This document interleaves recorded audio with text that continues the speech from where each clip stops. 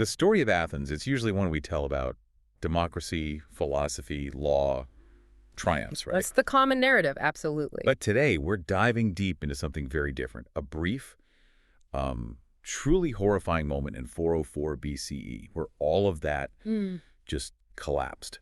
We're talking about the reign of the 30 Tyrants. And this wasn't just, a change in government. It feels much darker.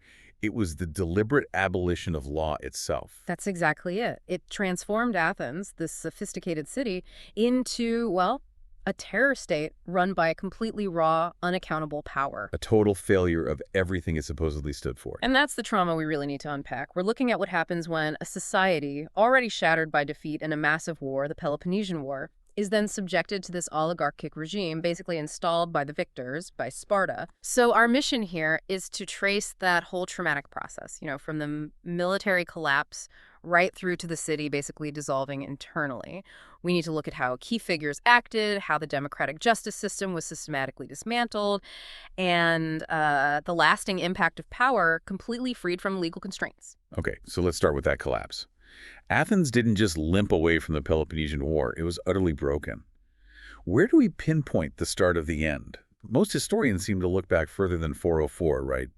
To Sicily. Absolutely. The Sicilian expedition years earlier was the turning point.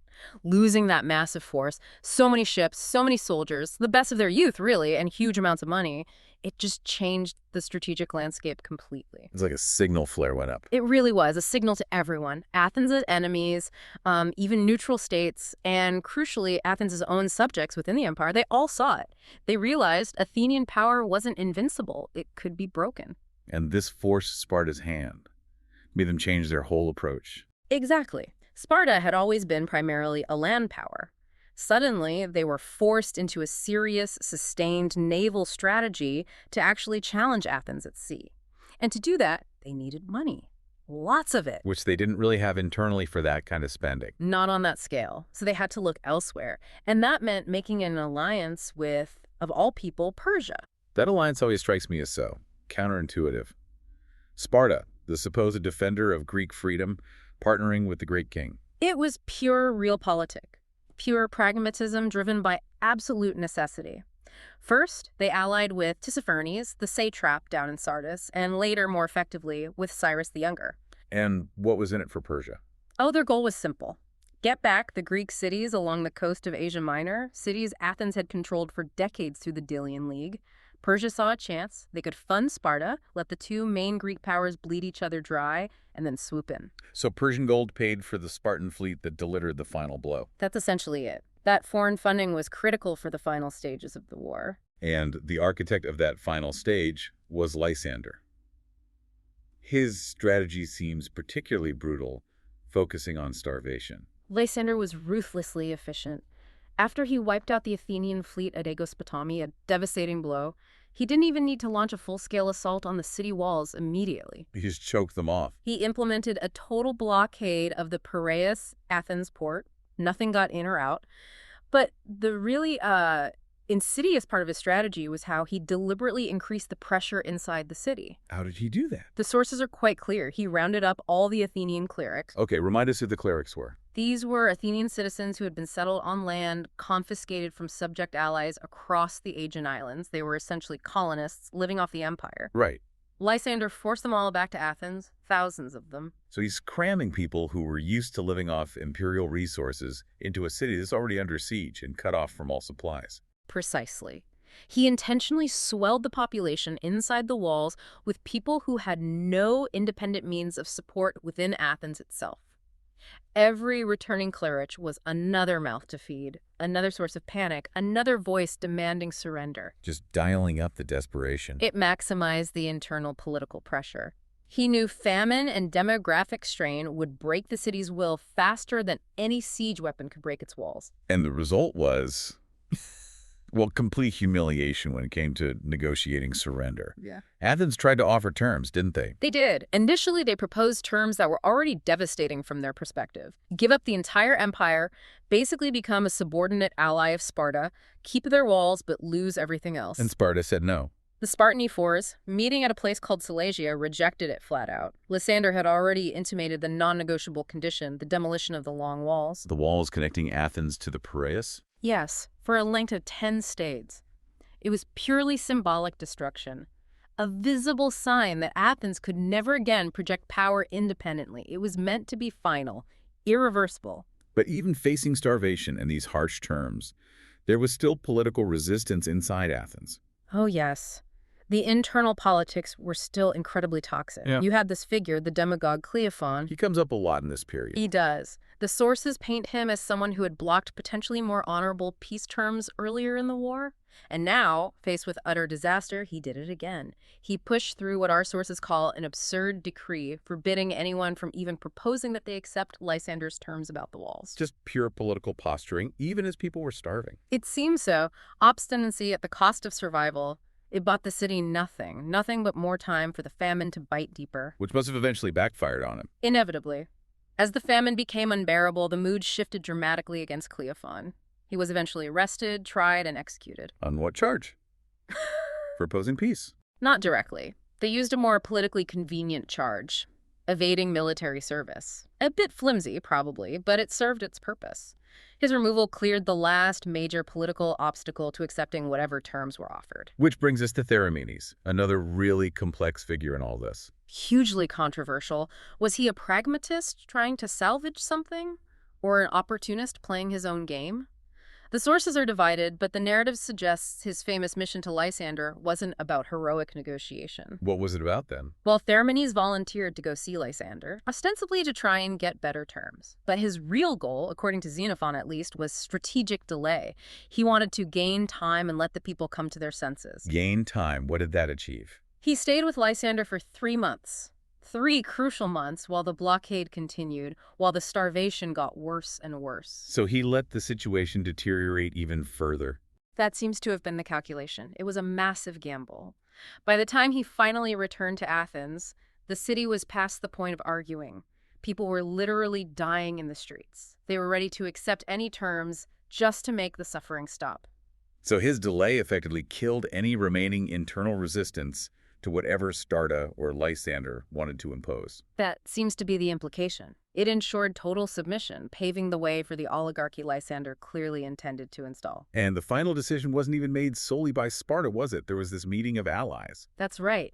The fate of Athens was debated in an assembly of Sparta's Peloponnesian allies. And some of them, particularly the Thebans and Corinthians, who had suffered greatly during the war, argued for the harshest possible outcome. What did they want? Utter destruction. Raze the city to the ground, enslave the entire population, wipe Athens off the map. But Sparta overruled them. Sparta ultimately decided against it. They preferred having Athens exist, but weak, politically reliable, and essentially under their thumb. A puppet government was more useful than a wasteland. So this assembly, while debating Athens' fate, implicitly set the stage for the installation of the 30. Defeat meant Sparta now had the power to dictate Athens' form of government. Okay, so Sparta is the puppet master here, setting up this new regime. Before we get into the terror the 30 unleashed, it's probably important to understand the Spartan system itself. You know, the model they liked and why it was so different from the democracy they just crushed. Definitely. The Spartan political system was, well, it was a machine, a very complex one, built for stability, conservatism, and control above all else. It wasn't democratic in the Athenian sense at all. What were the key parts? You had several interacting components. There were the 2 kings, the council of elders called the Gerousia, the assembly of citizens, the Apella, and then crucially these figures called the ephors. The dual kingship always seems strange. 2 kings. How did that work? It's unique. They came from 2 distinct hereditary lines, the Agiads and the Eurypontids. It might have originated from, a coalition of 2 early communities, but constitutionally, it acted as a powerful check. A check on royal power. Exactly. It prevented any one king from becoming too dominant, potentially preventing the monarchy from being abolished altogether, but also stopping it from becoming absolute. If one king got ambitious, the other king, often nudged by the ephors, could counterbalance him. Over time, their actual powers were gradually reduced anyway. And the ephors. We hear that name constantly when Sparta is exerting power outside its borders. The ephors were really the executive powerhouse of the Spartan state, especially in later periods. There were 5 of them, elected annually. They held immense authority. They directed foreign policy, ordered military mobilizations, could put the kings on trial. Essentially, they supervised the entire state. So they were the perfect tool for managing conquered territories or installing friendly regimes. Absolutely. They represented centralized state control, but crucially, it wasn't monarchical control. It was oligarchic control. So it was natural for Sparta to favor installing similar systems, governments run by small, reliable, conservative elites in places like Athens. That makes sense. It sets the stage for why they'd want something like the 30. But Athens itself had already had a brief, disastrous flirtation with oligarchy earlier in the war, hadn't it? The 400. Yes, the regime of the 400 and 411 BCE. That episode is critical because it serves as a kind of grim preview. It revealed deep-seated problems inherent in any attempt to impose oligarchy in Athens, problems that would come back with a vengeance under the 30. What were those problems? Why did the 400 fail so quickly?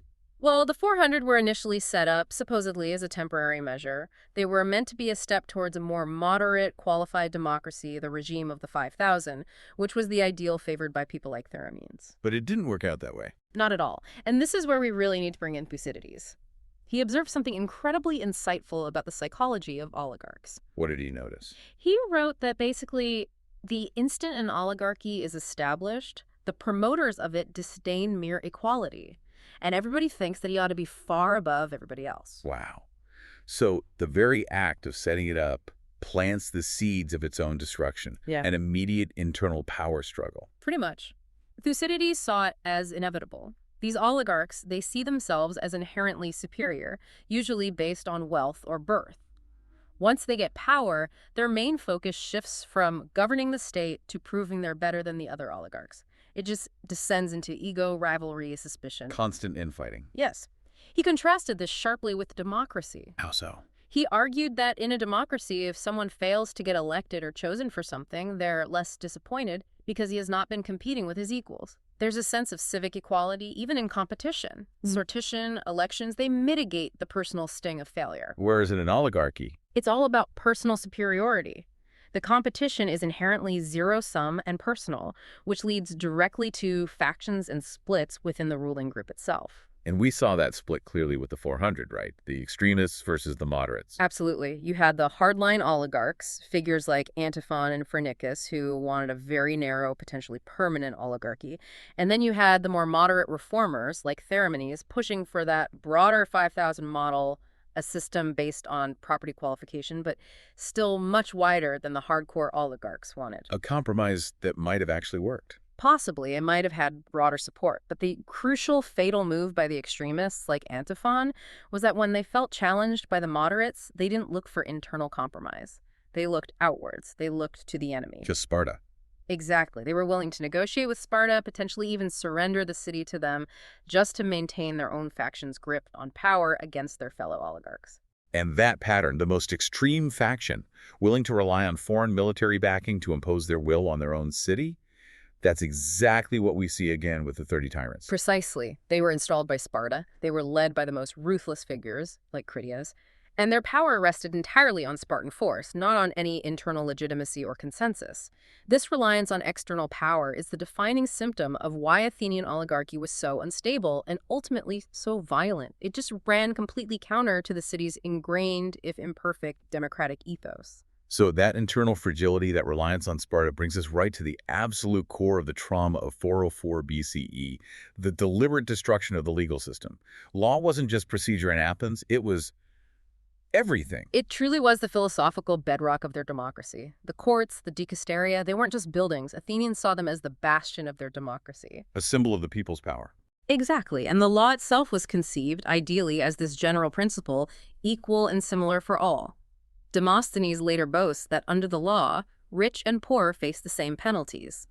Now, whether that was always true in practice is debatable, but the ideal was incredibly powerful. And these courts were huge, weren't they? Not like our modern ones. Massive. Citizen juries, chosen by lot, could number in the hundreds, even thousands for major cases. They were designed to be a direct representation of the demos, the people. So going to court wasn't just a private matter. No, it was a civic act. The courts were the proper, regulated venue for citizens to pursue their enmities, their disputes, in a controlled way. It was a substitute for private vendetta. And the juries were even told to consider not just strict justice, but also advantage what was good for the city. They looked at the litigants' characters, their whole lives, to judge who was the better citizen. A system designed, at least in theory, to maintain social cohesion through regulated conflict. Right. And the 30 Tyrants didn't just tweak this system or reform it, they swept it aside. They suspended the regular courts for most purposes and ruled by decree, enforced by their own private militia, mostly composed of thugs and mercenaries, backed by the Spartan garrison. That must have been profoundly shocking. The trauma was immense because they took the existing legal tools and completely corrupted them. Under the democracy, there were established procedures for things like summary arrest, apogoge, or public denunciation and deixis. What were those normally used for? They were generally reserved for pretty clear-cut, urgent dangers. Think of an exiled murderer trying to sneak back into Attica. That's the kind of situation apogoge might apply to. Serious threats. Yeah.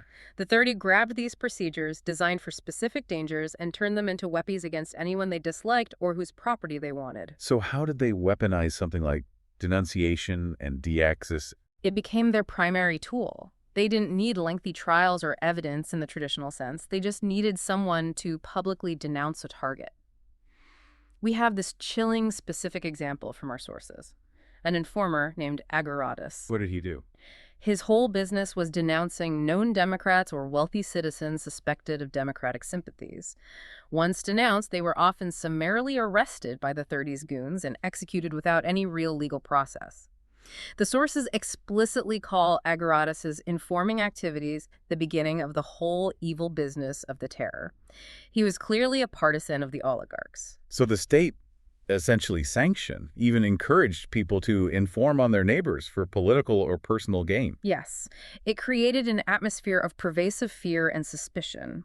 Interestingly, they seem to have kept some courts functioning, but mainly as a rubber stamp, or to prosecute people associated with the previous democracy, perhaps to lend a veneer of legitimacy. But after the 30 were overthrown and democracy was restored, putting these informers like Agoratus on trial became crucial. Why was that so important? Because the verdict against someone like Agoratus wasn't just about punishing him, it was a symbolic act for the restored democracy. The jury's decision was meant to signal their rejection of the tyrants and their methods. It was about drawing a clear line. We will not tolerate the legal system being used for political terror ever again. So the terror clearly targeted political opponents. But the sources seem to suggest something else was driving it just as much, maybe even more: simple greed. Absolutely. This is where the philosophical critique meets the harsh economic reality. While Critias and his circle might have claimed they were establishing some kind of purified, aristocratic state, the reality on the ground points strongly towards avaricious greed as a primary motivator.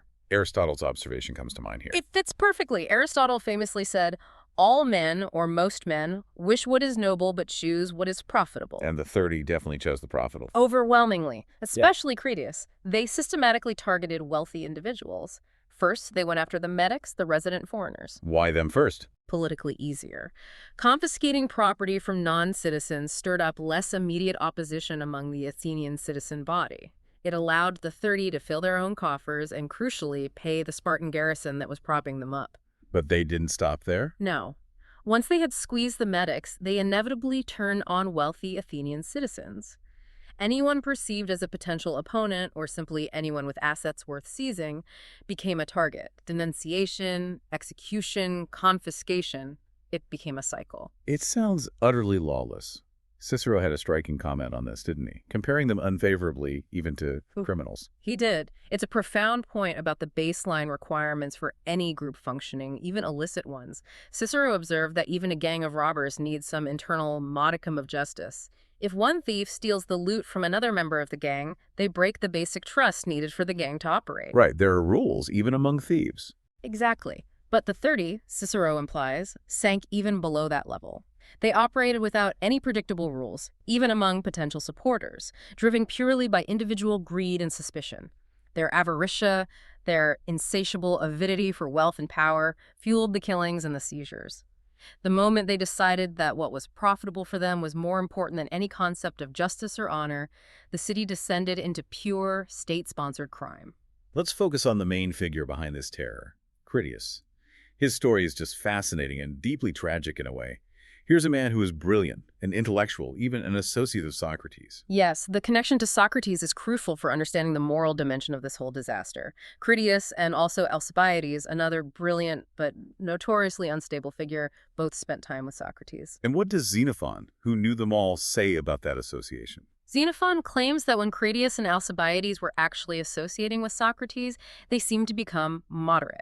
They apparently believed at that time that this was the superior way to act. So there was a moment, a potential path not taken, like a temporary spiritual conversion, as the outline puts it. It seems Xenophon suggests something like that. Socrates' teachings on virtue, on self-control, on prioritizing the soul over material gain, they were exposed to it. They perhaps even briefly embraced it. But ultimately, they chose a different path. The path of ambition, political extremism, wealth. Exactly. A path completely opposed to everything Socrates taught, especially his emphasis on self-mastery. Critias becoming the bloodthirsty tyrant is the ultimate example of a failure of inner freedom leading to external tyranny. That Socratic idea is powerful. It's not just a political critique of tyranny, but a moral judgment on the tyrant himself. Absolutely central to Socratic thought. Socrates taught that anyone who is a slave to their desires, and he specifically included the obsessive pursuit of money, is not truly free. Such a person, he said, ought to beseech the gods to let him happen upon good masters, because they can't even master themselves. So the love of money creates a despot over oneself. Yes, leading to an enslavement second to none in shamefulness. Critias and the other oligarchs, driven by their avaritia, their greed, perfectly exemplified this internal enslavement. Which, from a Socratic perspective, makes them fundamentally unfit to rule others. Precisely. If you can't govern your own soul, your own desires for wealth and power, how can you possibly be trusted to govern a city justly? Their internal lack of freedom, their moral corruption made their tyranny almost inevitable once they had absolute power. And that corruption, that lack of internal control, inevitably led to external chaos and tore the city apart. The reign of the 30 was mercifully brief, but the damage was immense. This highlights the problem of deep-seated enmity. Yes, managing ectra became the overriding concern for the Athenians once they overthrew the 30 and restored the democracy. You see, the democratic court system, for all its flaws, was a way to channel hostility, to manage disputes, to define social status and strength within a framework, theoretically preventing vendettas. It was controlled conflict. Right. But the 30s' reign wasn't controlled conflict. It was naked violence, mass execution, widespread confiscation. It generated massive amounts of ecthra, deep, bitter hatred between families, between factions. And some of the old Athenian laws actually made this worse, didn't they? They certainly complicated things. Think back to Solon's ancient law about stasis, civil strife. It actually prohibited citizens from remaining neutral. You had to choose a side. Forcing commitment, but also entrenching divisions. Exactly. It meant that during periods of intense conflict like the rise and fall of the 30, everyone was implicated. Everyone had relatives killed, property stolen, or had participated on one side or the other. This created layers upon layers of grievances, fertile ground for revenge cycles. Which makes the decision by the restored democracy to pass a general amnesty almost immediately even more remarkable. It was absolutely crucial. It wasn't just a nice gesture of forgiveness. It was a pragmatic necessity for the survival of the state. To stop the cycle of violence. Precisely. The sources emphasized this need implicitly. The restored democracy understood that if they allowed waves of revenge killings and prosecutions for actions taken under the 30, the city would just descend back into stasis, into civil war. The ecthra was too intense. So the amnesty, though must have been incredibly difficult for many victims to accept, was about prioritizing the future of Athens over settling past scores. Exactly. It was an act of profound political wisdom, born directly out of the trauma they had just endured. The memory of the 30 became this permanent, cautionary tale. This is what happens when law disappears, when greed runs rampant, and this is why we must find ways, even imperfect ways like amnesty, to manage enmity and rebuild civic trust. #outro. So this deep dive into the 30 tyrants, it really paints a stark picture. It shows what happens when, individual greed and the raw desire for power are allowed to just completely steamroll the established rules, the legal structures that hold a society together. It leads straight to self-destruction. The trauma of 404 BCE. It wasn't just the military loss. It was seeing your city's identity, its legal soul, replaced by sheer avarice. Neighbors turning on neighbors, people executed just for their property, based on lies from greedy informers. And it brings us right back to that core philosophical insight, the one embedded in how the Athenian courts were supposed to function. Judges had to look at both justice and advantage, what is right and what is beneficial for the community. Right. The fundamental fatal mistake that Critias and the 30 made, and really that anyone makes when they engage in fraud or serious wrongdoing, is thinking, okay, that's the honorable thing to do, but Yeah. this over here, this is what's truly expedient for me right now. Separating the two. Exactly. They made the error, as Cicero might put it, of separating what has been joined by nature, the truly honorable course and the truly advantageous course in the long run for a person or a society should align. When you separate them through error, through greed, through short-sightedness, the inevitable result is crime, tyranny, dissolution. That idea that the honorable and the truly expedient have to be linked for a society to work, that feels incredibly relevant, almost disturbingly so, when you think about it today. It absolutely is. And it leads to a final, maybe provocative thought for you, the listener, to take away from this.